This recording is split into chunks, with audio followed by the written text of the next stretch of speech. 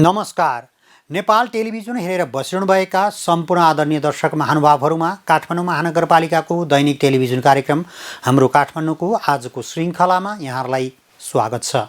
दर्शकवृन्द, कार्यक्रममा हामी काठमाडौँ महानगरपालिकाले पछिल्लो समय कोभिड-19 सङ्क्रमण रोकथाम र नियन्त्रण गर्नका लागि गरेका विभिन्न प्रयासहरूको बारेमा जानकारी गराउँदै आइरहेका छौँ।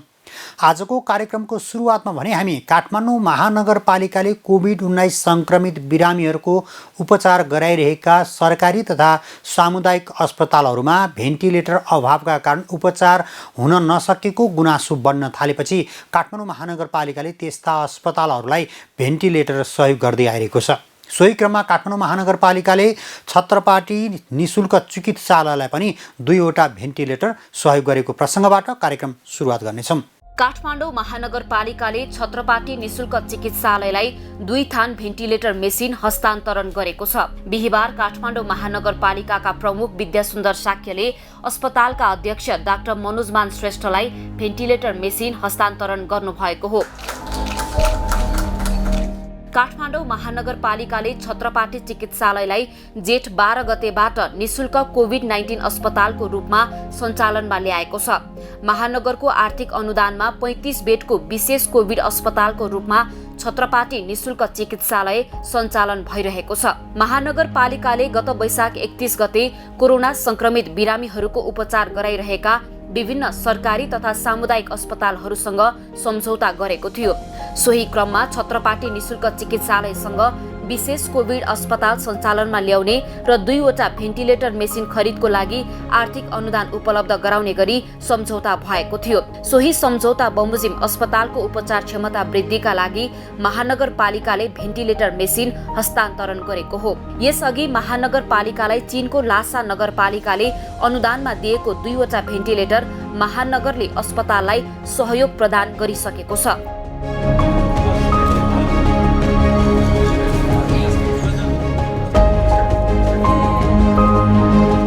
भेन्टिलेटर मेसिन हस्तान्तरण गर्नुहुँदै प्रमुख साक्यले कोरोना महामारी नियन्त्रणका लागि महानगरपालिकाले कोभिड डेडिकेटेड अस्पतालहरूसँग सहकार्य गर्ने नीति लिएको बताउनुभयो।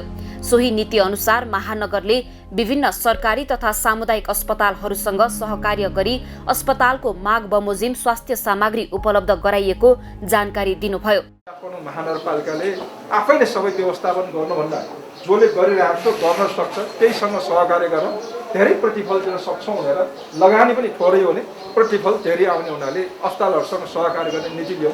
त्यही अनुसार काठमाडौँमा रहेका धेरै जस्तो सरकारी अस्पतालहरू नाम चलेका अस्पतालहरूसँग हामीले सहकार्य गऱ्यौँ। ठुला अस्पताल भनेको वीर अस्पतालदेखि लिएर टिचिङ अस्पतालदेखि लिएर गङ्गालाल अस्पतालदेखि लिएर सिभिल हस्पिटलदेखि लिएर टेको हस्पिटल सबैसँग हामीले सहकार्य गऱ्यौँ। त्यसै गरी सामुदायिक अस्पतालहरूलाई पनि सहकार्य गऱ्यौँ। जसले नाफा रहित ढङ्गले सेवा गरिरहेका छन् उहाँहरूसँग पनि सहकार्य गऱ्यौँ। त्यही अनुसार हामीले विभिन्न अस्पताललाई भेन्टिलेटर उपलब्ध गराउने, विभिन्न स्वास्थ्य सामग्री उपलब्ध गराउने काम गरिरहेका छौँ। महानगरपालिकाले सामाखुसी स्थित राधा स्वामी सत्सङ्ग भवनमा नेपाली सेनाको व्यवस्थापनमा 174 शय्याको कोभिड-19 आइसोलेसन केन्द्र सञ्चालनमा ल्याएको छ।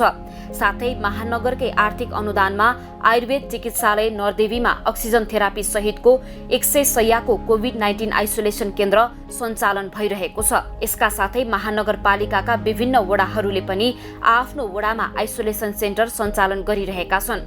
महानगरपालिका क्षेत्रभित्र विभिन्न सङ्घ संस्था तथा क्लबहरूले समेत सञ्चालन गरेको आइसोलेसन केन्द्रहरूमा 574 शय्या रहेका छन्। तीमध्ये 143 वटा शय्यामा मात्र बिरामीहरू उपचाररत रहेको महानगर प्रमुख साक्यले जानकारी गराउनु भएको छ। महानगरपालिका क्षेत्रभित्र सञ्चालन भइरहेका अधिकांश आइसोलेसन केन्द्रका शय्याहरू खाली रहेकाले घरमा उपचार गराउन उपयुक्त नभएका नागरिकहरूलाई आइसोलेसनमा उपचार गर्न उहाँले आग्रह गर्नु भएको छ। अहिलेसम्म सञ्चालन 574 मध्ये आज बिहान मलाई पठाएकोमा 143 वटा आइसोलेसन बेड चाहिँ भरिएको, 574 चाहिँ हामीले स्ट्यान्ड बाई भएको, तर कुनै चाहिँ डाटा आएको छैन। जस्तै कुनै चाहिँ हामीले दिन चाहेको छैन, दिन चाहेको जबरजस्ती गरिरहेको छ। 574 मध्ये 143 वटा बेड अकुपाई भएको, बाँकी चाहिँ अहिले आइसोलेसन बेडहरू खाली छन्।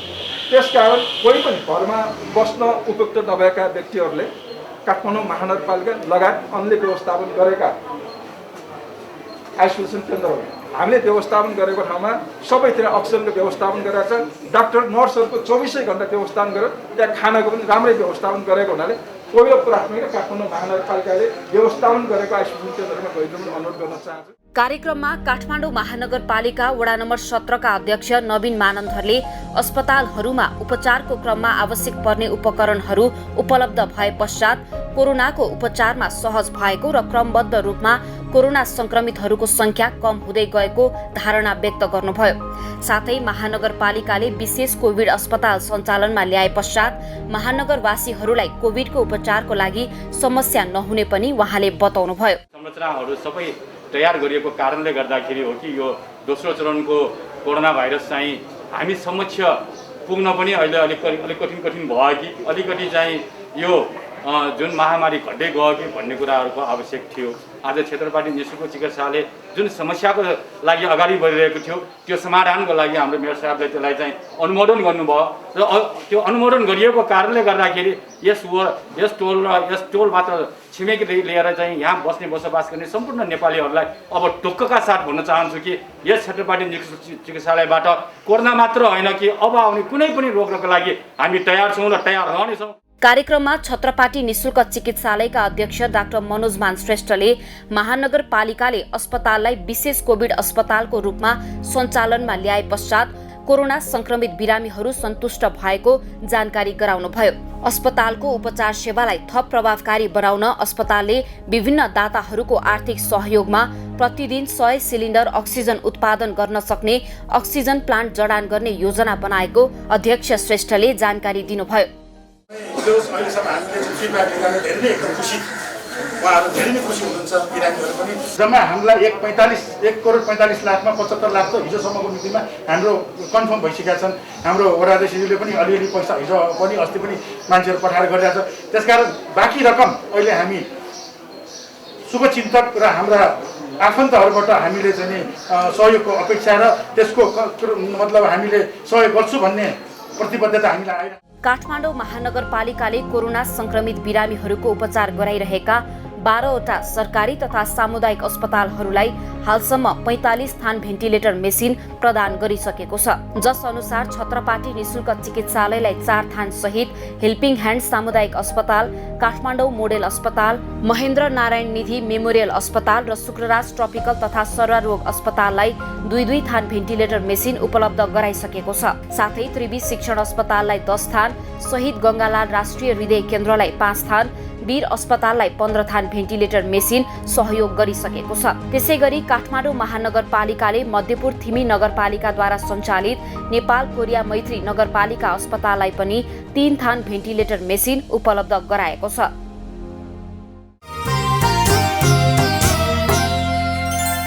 दर्शकबिन काठमाडौँ उपत्यकामा नयाँ भेरिएन्टको कोरोना संक्रमितहरूको संख्या तीव्र रूपमा वृद्धि भए पश्चात काठमाडौँ उपत्यकाका 3वटै जिल्ला प्रशासन कार्यालयको सहमतिमा वैशाख 16 गतेदेखि निषेधाज्ञा जारी छ। निषेधाज्ञाको बेलामा आम नागरिकहरूले दैनिक उपभोग्य सामग्रीहरू खरिद गर्न असहज भएको गुनासो बढ्न थालेपछि काठमाडौँ महानगरपालिका लगायतका क्षेत्रमा विशेष गरी 3वटै जिल्ला प्रशासन कार्यालयका प्रमुखहरूको बैठकले केही खुकुलो पार्ने प्रयास गरिएको प्रसङ्ग अबको पालोमा। जिल्ला प्रशासन कार्यालयले काठमाडौँ उपत्यकामा जारी निषेधाज्ञालाई आगामी जेठ 31 गतेसम्म निरन्तरता दिएको छ। उपत्यकाका 3 जिल्लाका प्रमुख जिल्ला अधिकारीहरूको बैठकले निषेधाज्ञालाई केही खुकुलो बनाउँदै जेठ 21 गतेबाट थप 10 दिनसम्म रहने गरी निरन्तरता दिएको हो। यसअघि गत जेठ 14 गतेबाट एक साता केही पसल खुल्न नदिई निषेधाज्ञा कडा बनाइएकोमा शुक्रबारदेखि खुकुलो बनाएको छ।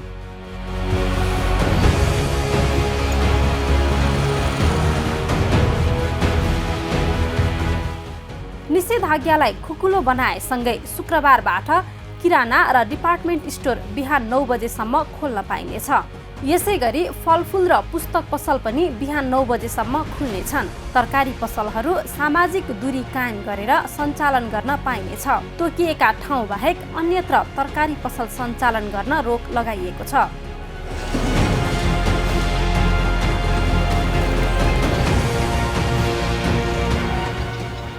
यस्तै विकास निर्माणको काम खुल्ला गरिएको छ, तर निर्माण सामग्री ओसार्न राति मात्र दिइनेछ।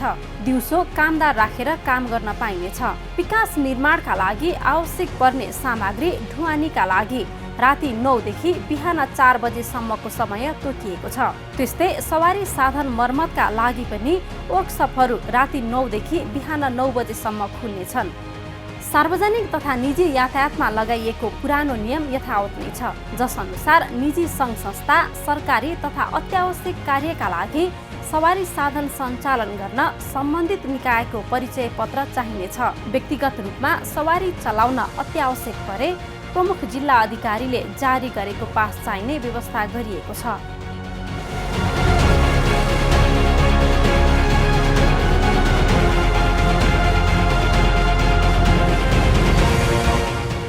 विवाह तथा व्रतबन्ध बढीमा 7 जनासम्म सहभागी भएर घर वा बसेको स्थानमा मात्र गर्न पाइनेछ। होटल र पार्टी प्यालेसमा गर्न पाइने छैन। विवाह र व्रतबन्धको लागि एउटा सवारी साधन मात्रै प्रयोग गर्न पाइनेछ। कोभिड-19 को संक्रमण बढेसँगै उक्त संक्रमणको रोकथाम तथा नियन्त्रणका लागि स्थानीय प्रशासन मार्फत गत वैशाख 16 गतेबाट उपत्यकामा निषेधाज्ञा लागू गरिएको छ। संक्रमणको अवस्था विश्लेषण गर्दै स्थानीय प्रशासनले त्यस यता निषेधाज्ञालाई निरन्तरता दिँदै आएको छ।